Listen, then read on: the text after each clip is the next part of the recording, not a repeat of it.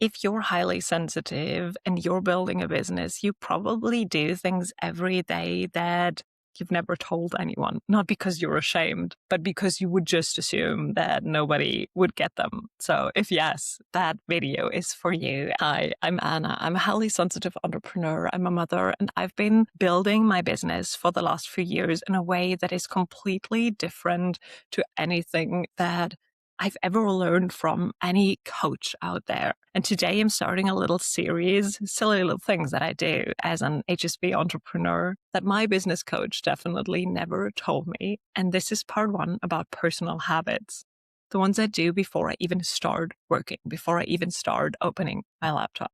Okay, let's start with the phone.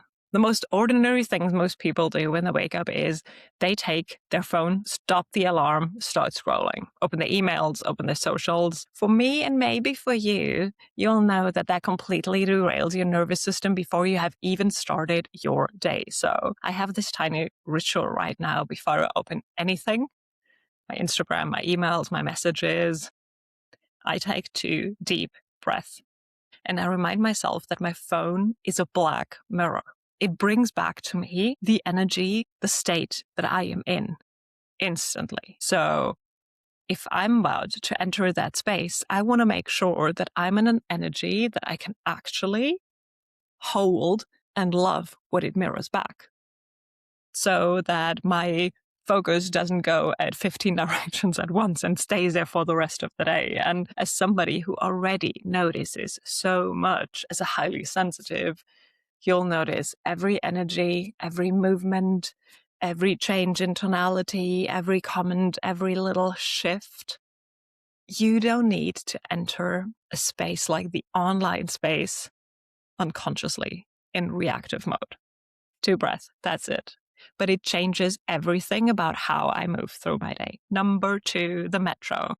This one makes people laugh and shake their heads a lot, but I don't always take the metro when it arrives. Sometimes I'm standing on the platform and the train literally pulls in and goes away without me entering because I feel there's an off energy. There's something that might be danger, that might be just people being super nervous or whatever. The energy is off. And I've learned over the years that yes, I can go on that train and no, there doesn't need to be anything bad happening, but I go out of that train completely dysregulated if I'm not conscious about. I'm absorbing the stress, I'm absorbing the rush, I'm absorbing the tension that is there of 30 strangers who are all somewhere else in their head being much too close for me in that very moment. And then I need to spend the next hour kind of getting rid of all of their energy instead of being in a space where I intentionally go in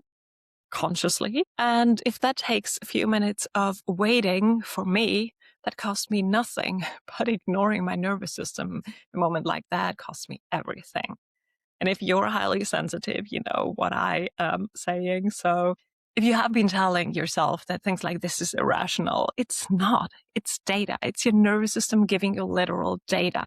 So next time you think go left, but the right would be the fastest way to go, then think again and trust yourself. Number 3, doors as portals. Every time I walk through a door, literally every time, I try to remember that it just changed realities. Side note, it's not always working. I do forget, and that's totally fine. But this is something that really changes the game. I've picked this up from my energy work and the subconscious reprogramming work, and the idea is very simple. Physical thresholds are transitioning points. These are points where your nervous system actually gets that there is a change, and it can register them as such. So there is even research on this if you want a logical explanation for it, but you can just feel in. It's a practice of being present. It's a practice of being intentional. And it's a micro moment where I get to redecide during my day how I want to show up. What is actually my intention? Who am I meeting behind that door? Who do I want to be behind that door? Walking into a client call, maybe I take a moment. Walking into my kids' room, I want to leave work behind. Walking into the office, I want to have different energy than walking into the family. It sounds very small, and maybe it is, but for a highly sensitive, who carries the energy of everything, it's not that small. It's actually enormous.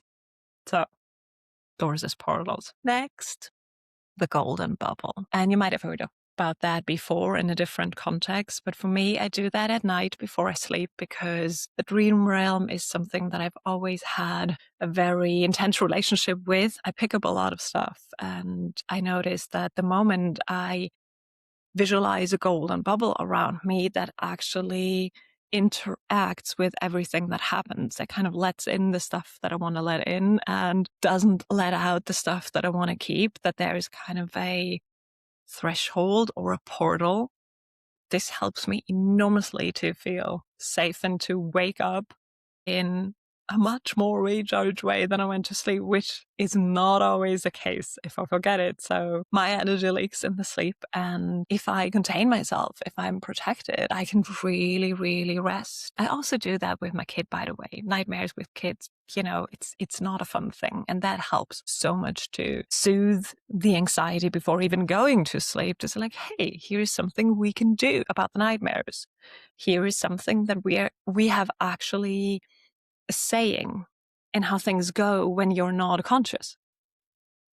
Okay, last one for today. And this might be my favorite: access denied.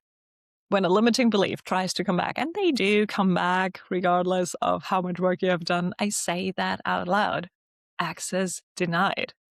This is not authorized. I do not just say that in my head. It's actually about the part of saying it out loud. And there is something about voicing the things in your head outside its first layer of manifestation. And especially if you're highly sensitive, you pick up on tonality, you pick up on speed, you pick up on the power of using your voice in general. This is a declaration. It's not just bubbling around. Using my voice, which I've spent a lot of time sort of shrinking and hiding and not being able to share my truth. This is an enormous shift. This came out of my work with reality commenting and subconscious reprogramming again, and honestly is one of the most profound things that I've learned.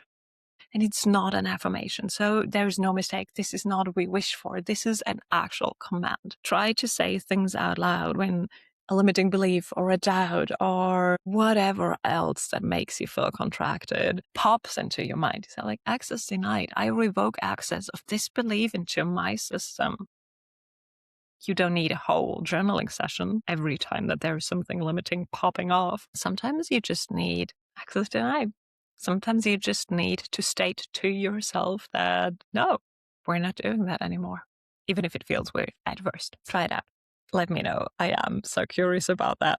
So these are 5 personal habits that I have as a highly sensitive entrepreneur that nobody told me, that I literally learned through years and years and years of practice and gaining wisdom. The conscious phone, waiting for the right train, literally or imagined, doors as portals, the energy bubble, and access denied. And none of these are in any business course I've ever taken, but all of them have really changed my work, my personal work, as much as my work for me, for my family, for the business. If this resonates, if you have your own ones, I would love to know in the comments. I really am curious how you move into you're embracing your high sensitivity and what practices you already have in place. And if you're a highly sensitive person building a business and being a mother maybe as well, and you want a space where none of these things needs explaining, then come into the Sensitive Leaders Collective. The link is in the description below. I would love to welcome you in. And part 2 of this is coming, the one about